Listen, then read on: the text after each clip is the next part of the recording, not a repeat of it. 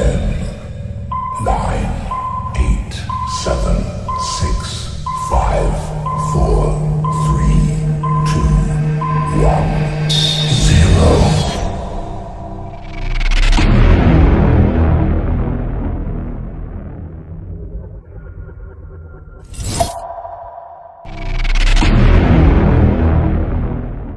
Bote na bande konyoso bazui tango ya kolanda biso na émission kitoko oyo vraiment beaucoup banda vraiment ko sepela na yango na kati ya chaîne oyo Ma Passion Télévision boyebi ezali chaîne moko na caractère politique ou vraiment et l'axakabino ba information et ndenge na ndenge na République démocratique du Congo ou vraiment eza olaxa ba œuvre ya mokonzi ya mboka Faci Beton nde boye tomoni bongo Bijou Meta na musika to pesimbo te belé mama elongo na ba mama Faci Beton nyoso esika ezo mibino bambote na bino yangoyo lelo boye na kati ya émission na bino tolobela mboka ezali vraiment émission oyo penza ekobanda kolobela mingi ma ye nyoso oyo ezo kolobama na politique ya mboka na biso Congo au lieu peut-être oluka esika ya kolanda yango à partir d'aujourd'hui na sengi na bandeko nyoso bozala vraiment connecté et puis beta lisolo na bandeko ete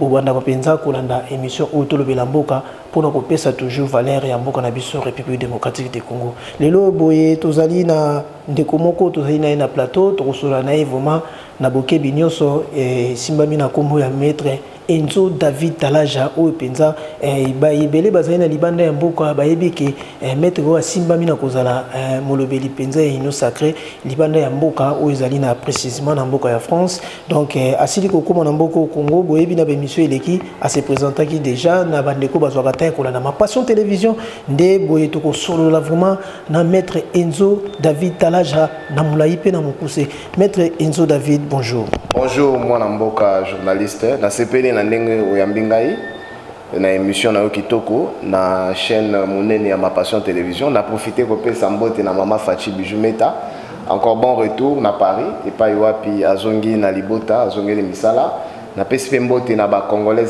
nyonso à travers le monde et nazali ko présenter ba sincère condoléances na ngai na famille Kadima ou autu ko mama Janine Kadima mes très sincères condoléances à la Sugona Lubumbashi à autu ko perdre ndekona ya mwasi. Mes condoléances également à papa Kadima, papa Félix Kadima et mbote na bande konanga nyonso ya diaspora. On est ensemble. On est ensemble kasi maître tokobanda penza na point oyo et pesi penza mwa muke nungu na libanda ya mboka tokotala penza boye ba diaspora ba meki koningana to yebi ete bango bazakana toujours pona nzela ko laksa nzela ba telemaka pona ko telemela makambo ezali libanda ya logique ya ndenge makambo fale ezalela kasi tomonaki na date oyo le 17-18 tomonaki vraiment bakendaki penza kotelema pena kosala des autres na ebité yo zamé placé et puis oza beaucoup plus na information na bayebaza kuna na ebité na bato bakozwa ta ya kolanda yo bakanga penza ni na tango. Merci beaucoup moi na mboka journaliste bomonaki comment est-ce que bandeko babengaka na kombo ya bakombataba basorganisaki en milice bakende ko envahir combataba ba combataba combatante mais ba combataba ba combattant biso yo to kitana Kinshasa ba combattant biso yo to za ko accompagner chef de l'état Félix Antoine Tshisekedi Tshilombo ba combattant bazali ba oyo ba bundela ki changement alternance bango yo ba na sima mokonzi mboka. C'est ça la question qui se pose Batoabi comment fait-il que ba combattant ba bundela ka Félix Tshisekedi ba sala suso des autres ya kasi yango no ki ba bi bango ba combataba muto aloba na bango makambo wana c'est le chef de l'état ba combataba bezali muto yo azana objectif te muto ayebi démarche aza ko mener aza ko mener démarche na sur base il y a d'abord spéculation lokuta haine diabolisation et puis perte de vitesse yango eza ko caractériser qui combataba. Maintenant par rapport il y a situation où il est kanaki avant-hier na Bruxelles où ils allaient capitale et Europe où il siège institution monene logo la Union européenne et fandi ba combattre ba seno bango ba kendaki ko ça la contestation na bango devant le siège ya Union européenne comme quoi que Union européenne comme ils allaient une institution au sein de la communauté internationale balingi ba kabola Congo balingi ba teka Congo ba pesa ngo na Rwanda regarde un peu les raisonnements, il y a mon toit à na poto, raisonnement il y a mon toit à parent, à na comment quelqu'un peut réfléchir comme ça. Et bakende qu'on a un objectif té à la mémo, bakende qu'on a un objectif té, il y a kokota ko participer à la conférence, bakende qu'on a un objectif, il y a ko boire que la bat masuba, il y a ko finga batu, il y a ko menacer batu. C'est ce qui caractérise combat na bango ou ezali le combat taba. Alors bomoni ndenge nini sukelaki bango ebele bazalaki bongo arrêté par la police, bazalaki mis en garde à vue pendant 48 heures, misusu ba quitté bango, misusu bazali emprisonné jusqu'à aujourd'hui na niveau à Bruxelles. Donc c'est là pour dire, j'attire aujourd'hui l'attention, il y a ba congolaises et congolais au Boali na diaspora. Bandeko bobima na manipulation, bobima na lokuta o eza ko lobama na niveau ya diaspora na nzela ya ba réseaux sociaux o bandeko na biso balekaka. Motivation oyo congolais nyonso alaki na yango hier, c'était Tobunda pour reconstruire notre pays, Tobunda pour changer les systèmes politiques dans notre pays, Tobunda pour booster un changement au fin que le développement est quota. Les loyaux, nous avons quand même un résultat. Tous allés dans mon amboka, Fachi Béton, Félix Antoine Tshisekedi de Chilombo, Oyo Azali, Kobunda Malembe avec les Congolais, au Bazali est pris de bonne volonté, au Bazali na Bolingo, Yako Pesae Maboko pour Nato Tongamboka. Ce n'est pas le combat, il y a tribalisme, ce n'est pas le combat, il y a haine, ce n'est pas le combat, il y a diabolisation, ce n'est pas le combat, il y a spéculation, comme Kolobama, Namitou Yabatou. Le Congo, c'est un pays démocratique, c'est un pays indépendant. Où il y a une institution établie. Bakei kuna bako Luka Kagame, Bozo Luka Kagame, Namatongi. Bozo Luka Kagame, n'apporte des nami. Regarde un peu la réflexion, il y a bateau, Bazali, responsable. Donc vous allez comprendre que les lots, on a poto, la minorité, la petite minorité, il y a bao Bazali considéré comme combataba, la majorité baza instruité, la majorité baza éduquée, il y a un comportement de la rue, comportement ya barbarie ou baza ko affiché. Donc en vrai il faut que le but retenir quelque chose, mettre le koloba qui il y a des vrais combattants et des faux négociateurs koloba. Et kasi ndenge makambo za ko kendele boye parce que ba information za aussi la kakate a wa pena République démocratique du Congo to yuti ko mona bitumba et yuti ko salema o bande ko mibale ba yuti ko potana vraiment na kati ya présidence o sali soni na ebité na ba bêtise ya boezoleka na kati ya présidence na ebité ko kolobani ezali mawa ezali pasi ezali soni ya ko constater au sommet de l'État na cabinet chef de l'État dans l'antichambre ya mokonzi mboka le secrétaire particulier du chef de l'État et le conseiller spécial en matière stratégique et politique se prendre accord, babundi, jusqu'au point de se donner des coups et blessures. Pendant que Mokonzi Mboka azalaki na kati ya bureau, et sali soni makasi. Et ce n'est pas pour la première, c'est pour une énième fois. Comportement wana et c'est répété. Bon, mon a scandale, le chef de l'État Zakokota, Moutafandi a mati le colon, Moutazu téléphone à Gosola. Mais ce qui s'est passé hier, c'était scandaleux, Bitumba et Bundami. Mais je salue quand même la sagesse et l'autorité à Mokonzi Mboka à instruire na conseiller spécial en matière de sécurité, à instruire na numéro 1 à ANER, Kangi Bandekouana, Bazali détenu na niveau à ANER, Baza ko entendre bango, et puis vous allez déférer par devant les cours et tribunaux pour na Samba, et puis Kende. Et pas y avoir sanctions notamment dans la prison centrale à Makala. Mais son émission se dit parce que les lois diaspora to la ta casquette, il y a bateau yo bazali cultivé. Voilà. Il y a bateau yo bazali na manière, il y a bateau bazali na kibomoto. Mais pas ces alliés comme ça là, réputation oyo to yaki na yango et bebaki à travers moi bandeko, moko ba pesa ki bango parcelle d'autorité, parcelle de pouvoir pour na orienter la politique à Mokonzi Mboka dans un domaine ou dans un secteur. Comportement na bango ndé ko sala ke balati sa ba diaspora kombo na Kinshasa ke ba diaspora ndé ba ko bebisa Congo. Et tant makambo boza ko salema eza ko pesa batu ba élément de langage ya ko justifier effectivement que diaspora oye ko accompagner chef de l'État ezali diaspora oye longo banité à travers bandeko. mais je salue la sanction à mokonzi mboka ya ko remettre bandeko yo nanzela ya l'état. Et basali ba commentaire balobi ezaka raté bitumbo to moni eza même na ba cité to zo mona ba tapage ya bandeko ba uti libanda ya mboka ezo sala propreté. Est-ce que tout ça vraiment naza ko senga une sanction sévère et dure. Mokonzi mboka zo sanction moko sévère et dure à l'endroit ya bandeko oyo ya liboso faut bazala sanctionner na niveau à cabinet chef de l'état faut ba bengana bango nyoso et yami balé le cause des tribunaux et ça la moussa na ndenge longo bani o azana mbeba akangama afuta ba monde ya l'état pour na mboke ke liboso. Voilà.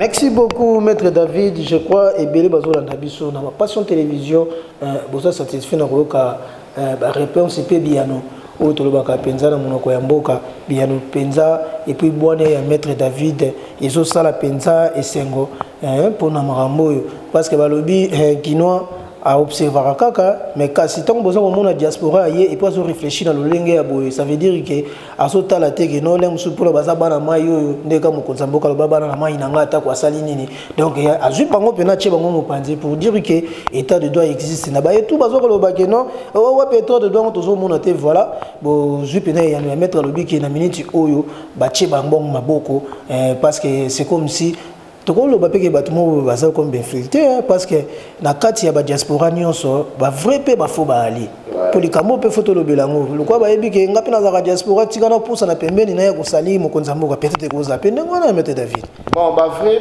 ba fo bazali oui mais dans le sens il y a moto soka yebi musala na été hein au moni cabinet à mokonza mboka c'est un cabinet de travail technique c'est un cabinet de technocrates c'est ça mais ceux qui bazu mutu bazoi qui est peut-être par récompense bazoi qui est peut-être par sens il y a constance na combat auprès actuel chef de l'état ba récompenser mazali qualifié na musala wana te ezako bimisa faux dans le sens que compétence est até ezali ko plomber musala o esengela ko salima.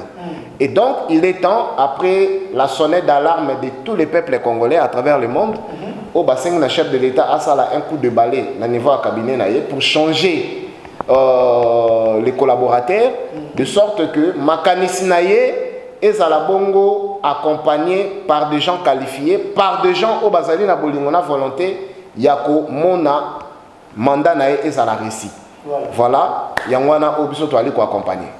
Tous les gens qui dans le domaine de l'enseignement, maître Enzo David, bino yo bozali bato botangi kelasi mingi tous les gens na boanya kasi lelo oyo mokonzi mboka Fachi Beton auto féliciter ndenge ayaki ko mettre en valeur la gratuité de l'enseignement lelo oyo tomoni excellence Tony Mwaba azokende penza liboso na makambo yango oyo mokonzi mboka pesaki comme bâton na ebité okoloba nini parce que bakongolia ndeto loba penza na lingala bakongolia penza baza mwa muke ko imaima na ebité eloko nini okoloba par rapport à gratuité d'enseignement parce que belé bazoloba que non auparavant président ex-président Joseph Kabila a yemta metraki ango déjà en valeur mais ezala qui na miso ya batoté kasi président Félix Ndeye ko réaliser et paraît-il que non enseignant azaki déjà ko futa na monter à $2000 et puis le lobo makambo eza ko kende mana monter oloko ni ko koloba par rapport à ça. Merci beaucoup ndeko nanga journaliste na rolinga vraiment na sembola a na bokebi ba ndeko bolandanga na bokebi. D'abord je salue au moins na sima awa excellence Tony Mwaba Kazadi gendarme gardien de la gratuité de l'enseignement également avec le chef de l'État Fachi Beton oyo tozali ko accompagner puis tozali ko soutenir naza ko pesa ye longonia excellence Tony Mwaba na musala munene oyo ayi ko sala na secteur sous secteur et enseignement.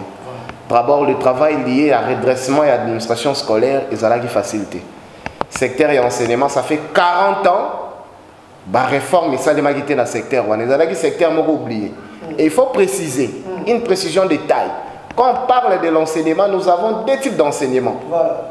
Dans la République démocratique du Congo. L'enseignement primaire et secondaire et l'enseignement universitaire.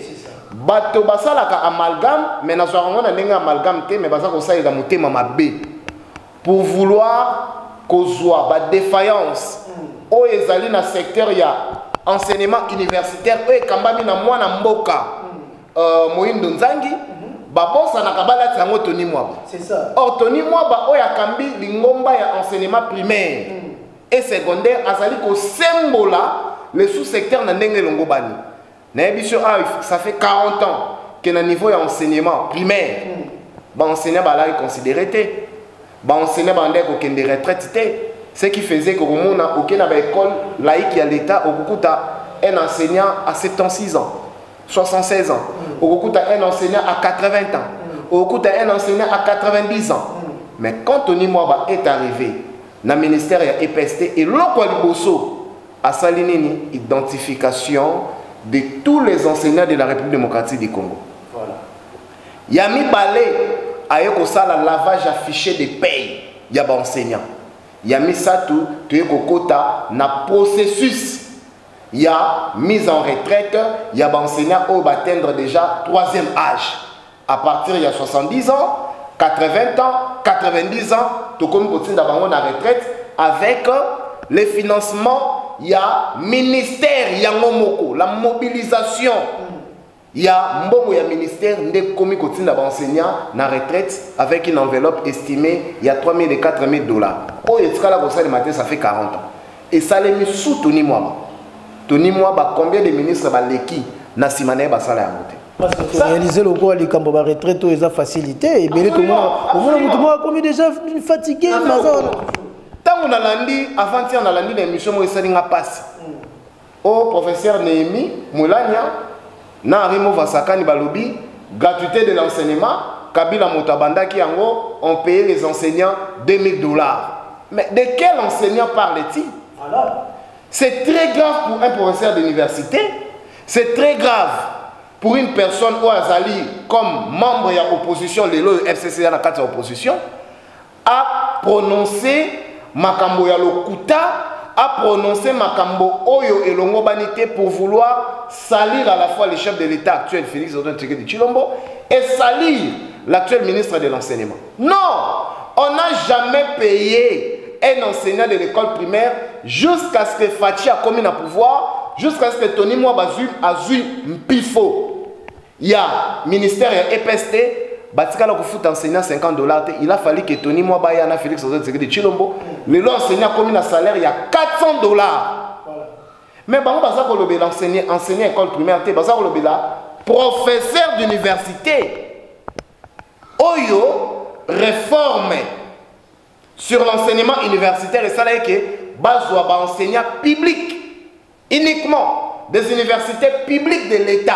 Il y a Inikin, il y a Inilou, il y a Inikis et consorts. Bazo bango en charge, ba professeur ordinaire, ba comme un salaire il y a 1 000 dollars. Mais pas les enseignants.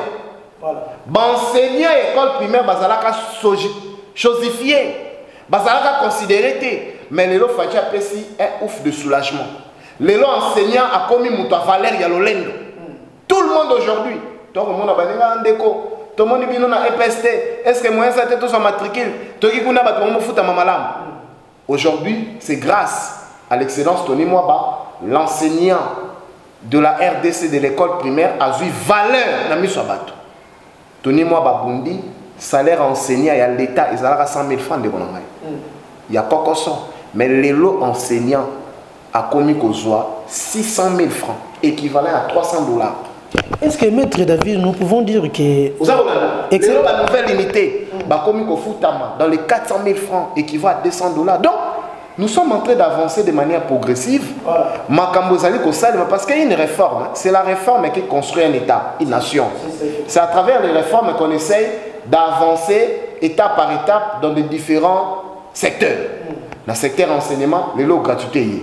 Gratuité, les conditions à vie à enseignants.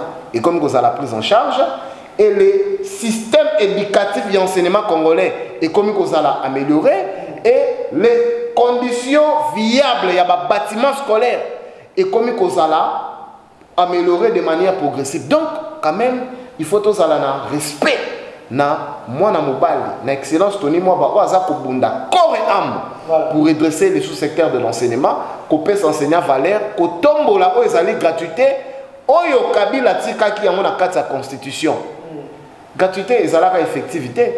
C'était juste un slogan.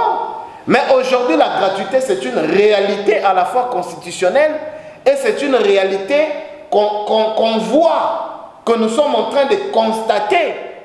enseignant comme ko futama bana basa okende kelasi ya ofele ba parents ba se désengager na kozwa en charge ba enseignant na ba établissement lelo la prime ya gratuité oyo mwana mboka bundaki Tony Mwaba alobaki oui vous êtes des enseignants mais les sacrifices au bokomi ko sala kala okokuta na kelasi moko dans une classe 50 élèves 60 élèves mais à cause de la gratuité tozongisi na circuit scolaire 4 millions d'élèves. Au bazalaki na balabala, au bazalaki considérés comme les enfants de la rue, au bazalaki considérés comme des brigands de voyous. Mais lelo bazongi na nzela ya kelasi grâce ya Fachi Béton et grâce ya excellence Tony Mwaba na savoir-faire na ye. Alors, à tel albino, enseignant le corps bokomi surchargé et c'est une prime ya motivation. Lelo prime à gratuité et l'équipe une prime. Et il y a plus de $100 enseignants comme c'est une motivation de plus. Excellence Tony Mwaba, na ministère à EPST, à Osala Moussala et Longobali. Et aujourd'hui, il est plébiscité. Plébiscité Ningoloba. À la Kisami Namokili, ba Congolais tout ba tombolier comme Namisala comme ministre dans le gouvernement Samba, Oyo Azali ko représenter valablement le chef de l'État. Et puis Oyo à répondre. Na posa ya mokonza mboka comment on a développé na mboka na ba secteur différents.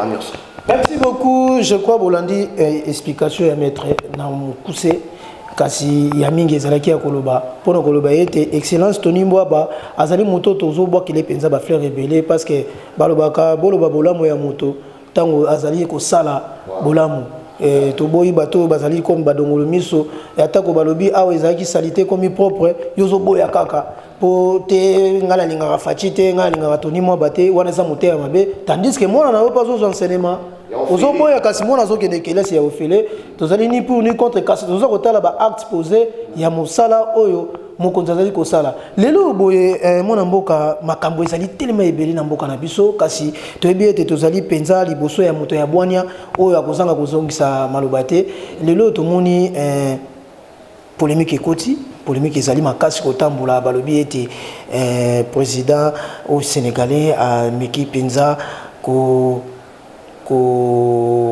d'accord koloba ete ameki critiquer bilan ya chef de l'état na éviter par rapport ya Union européenne Union africaine plutôt où ezalaki penza batache au mokonza mboka azalaki na yango kasi ye asimbami na koloba ete ye penza amoni penza eloko malongo esalami te bosoto na bosoto kasi yo molobeli ya mboka molobeli ya union sacrée na éviter okokoloba ni par rapport à ça.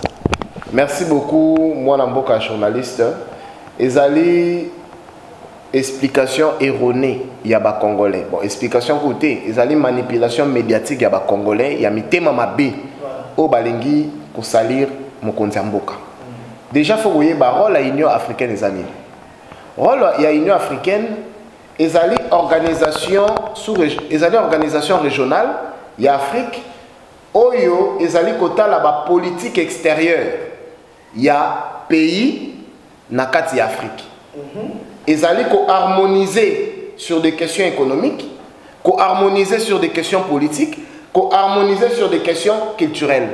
Mais l'Union africaine ezali na droit te ya ko imposer le mode de fonctionnement dans un état où ezali indépendant et souverain. Tozonga sima. Tozana président Sassou Nguesso. À l'époque, président Union africaine, si je ne me trompe pas, ezalaki Cyril Ramaphosa, Oya, Afrique du Sud. Mais Sassou Nguesso a changé la constitution. Il y a Braza, bon, on a l'Union africaine qui est non, Sassou a changé la constitution. Sassou a le 4e mandat.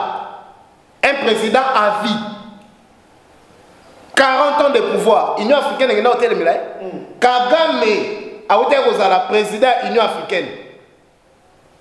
Kagame il a violé combien de fois la constitution rwandaise à se maintenir au pouvoir. Plus de 40 ans au pouvoir. Bon, mon Union africaine est ou bien Kagame a sali mabe. Non! L'Union africaine ne s'occupe pas de la politique interne d'un État, d'un pays. L'Union africaine va harmoniser autour de la question liée à caractère économique. Sur le plan, il y a la communauté africaine.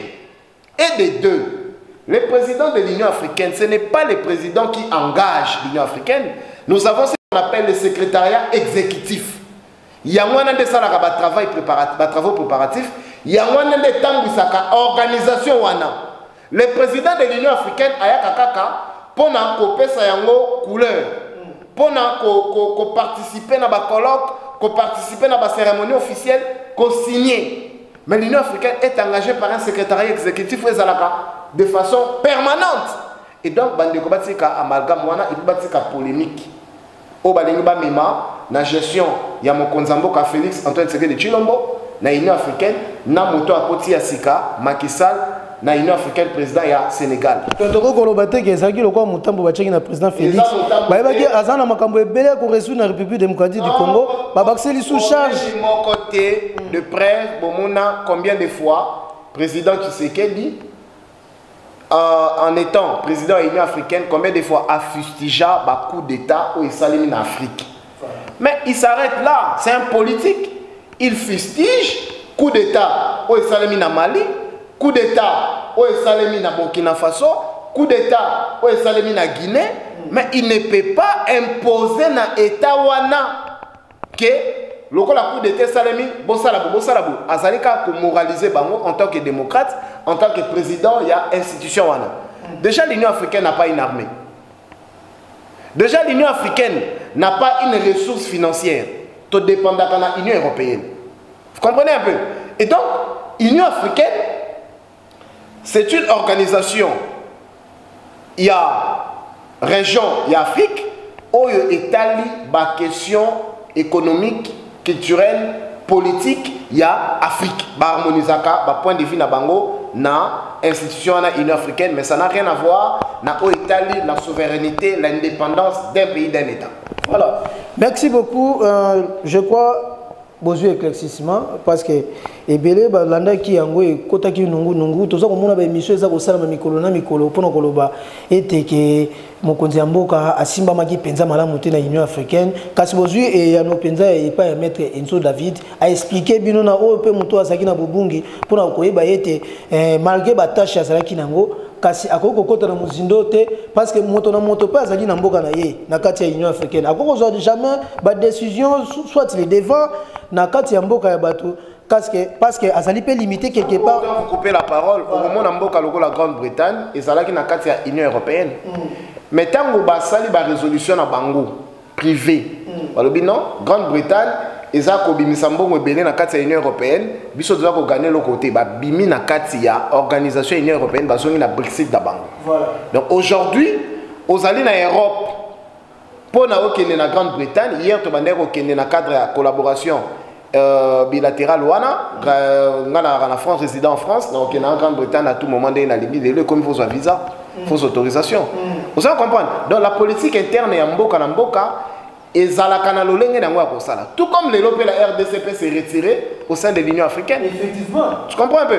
Donc ba institution wana to benga yango ba organismes internationaux. Ba organismes internationaux ezali na charte na yango o bato bayaka ko adhérer tout comme pour se retirer na yango. Donc bato baya na polémique na esika o ezali te et puis botika confusion na amalgame na lokuta. Merci beaucoup Lelo Boye. Confusion totale balobi mbuto za kokota parce que toza ko poussa na malembe na moponami na baponami plutôt. Voilà Lelo tomoni seni o esimbami na Nicolas Kazadi tomoni et puis papa na biso Kadima o penza baza ko benda na walobi boye walobi te ngana yebi makambo te bokende botinda Jeff akende ko sala bango diti makambo epesi potopoto epesi pitopale maître na lisu ya en tant qu'avocat et puis ozana mayele mingi okokoloba na likambo o esa ko mema biso na potopoto tozoko yeba te est-ce que réellement mosolo yango to kokenda ngo ba élection ezali. Merci beaucoup moi Mboka journaliste na motuna kitoko. Mais ce qui est à noter aujourd'hui, Congolais facha na mutuna est que dans le régime union sur elekana na mboka oyo avant de comme la régime a fachi béton tout ce kala na nous te la CENI ou ezali organe d'appui à la démocratie, un organe technique habilité à organiser des élections. Na gouvernement où ezali censé accompagner yango sur le plan financier. pour exécuter plan na bango et organisation et élection bakota na contradiction.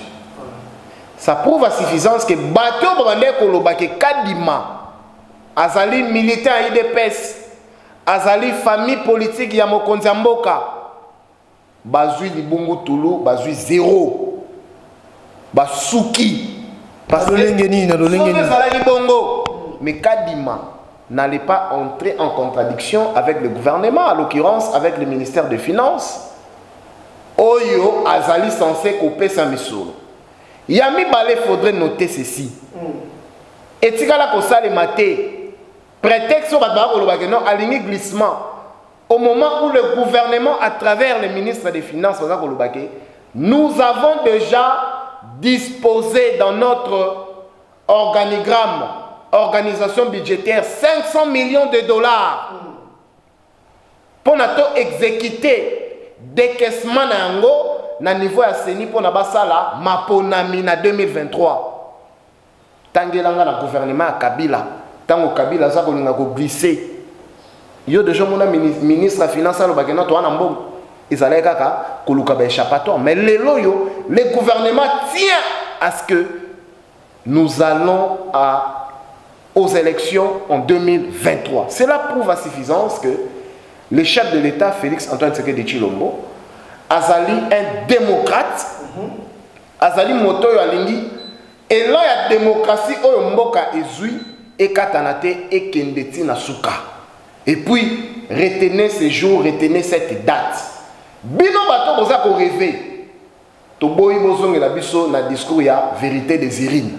Oh oui, vérité des urines était mais vérité des urines. To boyi boya na discours wana na 2023. Il est temps de se préparer à travers vos partis politiques, à travers vos regroupements politiques. Organisez-vous parce que nous sommes déjà prêts avec Fachi Béton, 100% sûr de gagner l'élection, main levée dans tous les niveaux. Sans enrôlement. Mais processus c'est la CENI qui organise la loi électorale. Voilà. Mais la loi électorale n'est pas élaborée par la CENI. Il y a un parlementaire, la rentrée parlementaire, il y a les 15 mars.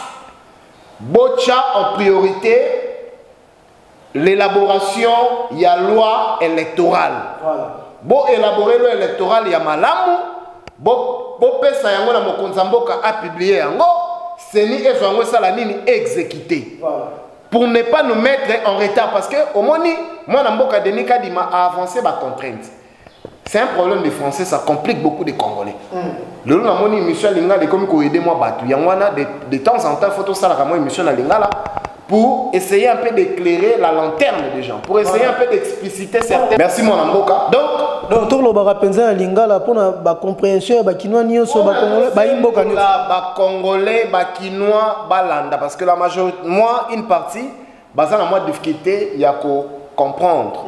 Bah moi monsieur sur la français. Voilà. Quand on parle il y a contrainte, mon président Séné Denis Kadima Lobi, nous sommes en train nous évoquons quelques contraintes où mettre en mal le date sur lequel nous devons organiser les élections en 2023. Cependant, nous avons des contraintes. Voilà. Contraintes Ninkoloba, ezali, moi, ma difficulté. Mais ma difficulté, wana, eza ma difficulté sous temporaire. Les contraintes liées au budget, par exemple. Vous voyez que la CENI a Ranambongo te. Mbongo ya CENI, la banque qui finance les élections en République démocratique du Congo, ça s'appelle le gouvernement. CENI a représenté dans le gouvernement plan budgétaire naïe. Et plan budgétaire, il faut un délai raisonnable pour ne permettre à la CENI à organiser le kit électoral, enrôlement, Abimisa Bongo, Oyotobengi, machine à voter. Bien évidemment, Abimisa Oyotobengi, siège électoral. Babiloko tout wana soki asengaki mbongo faut popesa na décembre et que na décembre mbongo yete mbongo ya na janvier na février to comme na contrainte moko ya délai. Voilà. Donc ce sont des choses qu'on arrange, ce sont des choses qu'on harmonise, mais la volonté politique ya mokonzi mboka na gouvernement et union sacrée c'est que nous allions aux élections en 2023. Avec le chef de l'État, Félix Antoine Tshisekedi de Tshilombo, comme tête d'affiche, peuple congolais nassima. Et donc, côté wana mwana mboka, journaliste, bandeko ba na confusion, te ba récupérer en côté comme un argument politique pour manipuler la population. Il n'y a rien à manipuler. Les loyo, bilan mokonza mboka Félix Antoine Tshisekedi, toko bandir yango, Congolais pour payer un deuxième mandat avec 96%.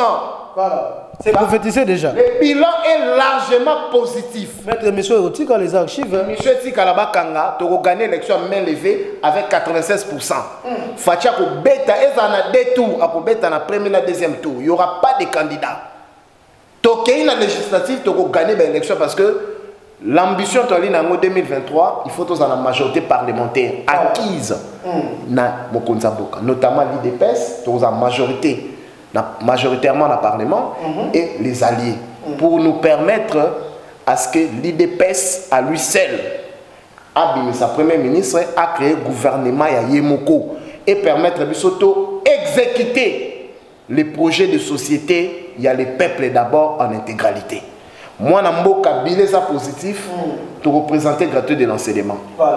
Oyo et Salemina, Congo Mobimba, parce que la gratuité et Zakara na Kinshasa, c'est à travers toute la République démocratique du Congo. Tu représenter Bango, moi, Mboka, Misala, au moni comment est-ce que Kinshasa et Komi Kolata et Lamba ya Sikabanzela. Na Kinshasa, na Longwe ville, na Zui boulevard, na Koti 24, Triomphal, na Mati Lemba, na Zui bypass Timonga Fula, Nzela asphalté. On a repéré ce longo na mona mboka Ngobila. Fachi béton, Ngobilate. Ngobilate, on est en bon gouvernement central. Ngobila sali na loko morote, atongi Nzela te, abambi alobaki a opération Kinshasa 100 trous. Mais et Palou qui est comme Kinshasa 1000 trous.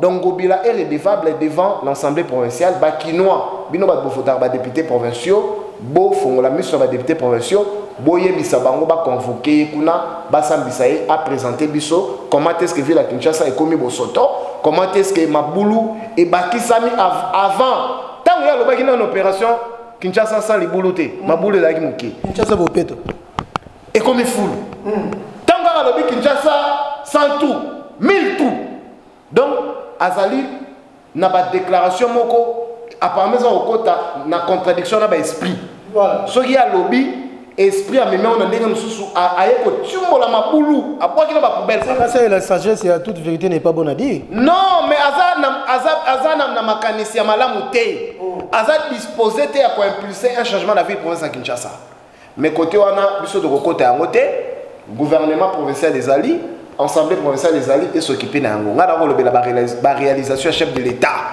Mouta la mokonza mboka na chemise té. Alors bah que non on peine à contribuer. Non, Fachi est en train de faire le travail seul avec sa vision, avec son programme, avec sa volonté politique, voilà. Avec le peuple congolais, notre gouvernement notamment dans le cadre du gouvernement, tu vois comme on a Tony Mwaba, où il y a fandi si gratuit de l'enseignement. Les lois ont sous grève d'enseignants. Et si là, ils ont qui cop, il y a non enseignants. Oh babane ko ya ko créer mbutu milinga na ministère pour na ko ya ko plomber gratuit de l'enseignement les loyo cop wane sila na ministère ya EPST les loyo tout enseignant de la République démocratique du Congo soko koti na site à sekopé au beti kombo na yo o yebi salaire na yo o yebi numéro matricule na yo les loyo ba affectation eza ko sale mana bato ba administratif qualifié déjà exacté Tony moi ba ko redresser secteur il y a ministère il y a EPST et puis objectif na ambition des alliés la consolidation en gratuit de l'enseignement la pérennisation na yango voilà éthique à la libéla na Congo et dans le principe moana qui là si gratuit parce que les contribuables congolais basa ko kota mbongo belé pour na mboka il faut pas profiter na mobilisation basa ko sala. Merci beaucoup maître David et Sali Sengo boinde zalaka balobi eti tolo barabola moya bato tozalaka wana te kaka mpona koboya kaka mpona koboya kasi oyo eza komona na miso tozala wana mpona koappuye ekosala bien et puis boye nde tozosenga na changement ya mentalité ya bandeko eza kaka tovandi na télévision na ntango ozokoboya kaka kolobi te excellence Tony Mwaba azosala eloko te tandis que mwana nomoko aza kotanga yango tokolemba te na koloba yango parce que biso tozalaka wana mpona koloba vérité tolobaki émission oyo toloba vérité mpona mboka na biso donc tokozala wana toujours mpona koloba vérité mais excellence tosilisi nayebi te mpo moko ya suka mpona tokabwana lelo toyokaki paraît-il détournement moko esalamaki ya 27 millions de dollars par rapport ya projet Chilizulu nayebi te est-ce que c'est vrai? Merci mwana mboka. Détournement à Congolais et mingi na balabala na bakoin ya baveni na kati ya ba transport ya bakombi.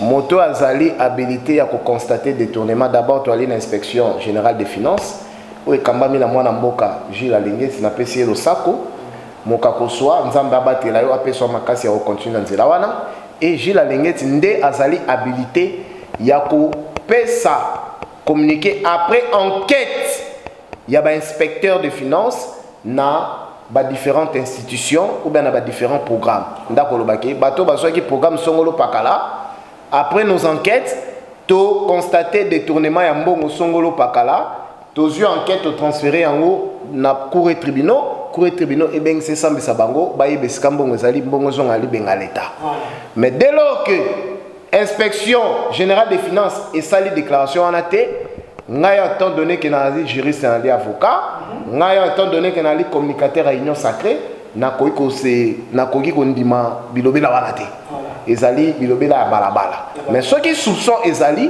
soupçon ça ko permettre ba établir enquête balandela batwana. Merci. Tout ça lelo na démocratie, liberté d'opinion, liberté d'expression, lelo sous fachi béton ezali une réalité journaliste bakangaka de sous-souté exilé politique à la sous-souté ngunda na poto na kombo ya président na kombo ya colonel de Kufa lona Kinshasa bakangaka magistrat bakangi colonel bakangi général sous Félix Antoine Tshisekedi Tshilombo Mukwa Tombolo fachi béton. Merci beaucoup maître Enzo David Tala Jabalobi Motoyo ayeko bongo la makambo bo mesa na yebo na ma passion télévision akozalaka wana toujours pour na servir bino na yebi ke ba commentaire ça au côté belé mettre intelligence ya boye uti wapi il fallait que peut-être dans la libanda to awa na mboko opé moi na mboka na bakisa moi loko mukie d'ailleurs na programme kaka ya communication na makambo gratuit de l'enseignement naza ko lancer opération ya ko identifier toutes les écoles na niveau ya Kinshasa oyo baza kosala musana ndenge elongo bani kolandisa ma vision ya ministre ya EPCO alobaki chaque école il faut appliquer programme gratuit de l'enseignement kosenga mbongo pas apparenté ni frais de fonctionnement de l'école ni frais scolaires parce que ils ont mis en charge par l'État congolais à travers le ministère de l'EPST. Tokotambola na yo na micro na yo na ba presse mususu na kobengisa on va commencer district par district au Banan, district à Funa. On va circuler dans toutes les écoles publiques de l'État. Au monde, on comment est-ce que la gratuité de l'enseignement est allée exécuter avec amour et avec patriotisme sous le leadership de l'excellence Tony Mwaba Kazadi. Merci beaucoup maître David na habité ceux qui maluba moko ya suka ezalaki et puis ceux qui va couper Satan mbote na moto moko to mibale o baso ki te kolanda yo. Na zali tout d'abord ko remercier chef de l'État Félix Antoine Tshisekedi Tshilombo.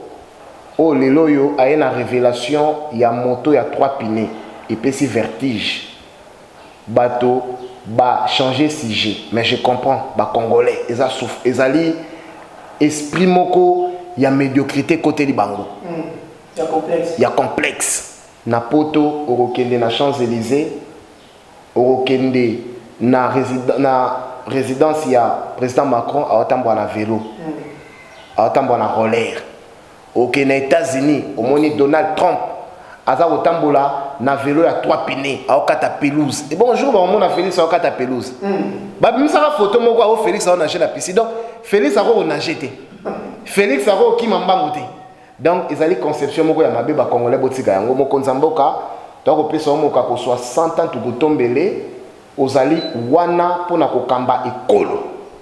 Merci na courage aujourd'hui, il y a qu'à sanctionner, il y a qu'à arrêter moto nyonso soit mettre en mal la sécurité de l'État. Aux alina soutien, il y a ba congolais nyonso. nakopesa mbote na mokona mwana mboka excellence Tony Mwa Bakazadi oyo azali kolanda bongo vision ya chef de l'État ya ko appliquer l'état de droit ya ko appliquer la bonne gouvernance dans sous-secteur ya ministère ya EPST Longoni na ye mbote na nga na pesi na ba diaspora nyonso epai bazwami na pesi mbote na Gimola esika zwami na Paris ingénieur na pesi mbote na papa Jacques commando José Beya mbote na mama Regine Kapinga mbote na mama Fachi Bijou Meta Babette Meta mama Pauline Ochumba mama Angéline mama Wivina Dibunda Kabedi mbote na yo mbote na mama Janine Kadima mes très sincères condoléances on est ensemble maître David Enzo Talaja tous allons à Kinshasa pour nous accompagner chef de l'État na vision na ye tous allons sala awa pour nous mobiliser bateau autour ya mokonza mboka de sorte que 2023 tous à la majorité écrasante et pour permettre biso de gérer l'Assemblée nationale, de gérer le Sénat, tous à la Premier ministre. Merci beaucoup mon mboka na émission Kitoko. Merci beaucoup maître Enzo David Talaja vraiment ndimaki invitation na biso pour nous servir bino ba union so bazokata ko landa biso na passion télévision bozala toujours wana oyo penza ezali esika oyo wapi boko banda vraiment ko rendez-vous ya maître Enzo David na mikolo pour na ko pesa bino ba information voilà to pesi penza ba mexé belé na mama Bijou Meta balobi mama Fachi Beton en direct de Paris balobi boyende zalaka ote akenda libela yaka te ya yaka asali musala pa zongi boyende zalaka et l'axi vraiment qui combattante ya makasi azarana toujours pour nous soutenir chef de l'État et le monde ba mama Fachi Beton au ça partout dans le monde na pesi bino bambote ebele ngala bino to monani prochainement bye 10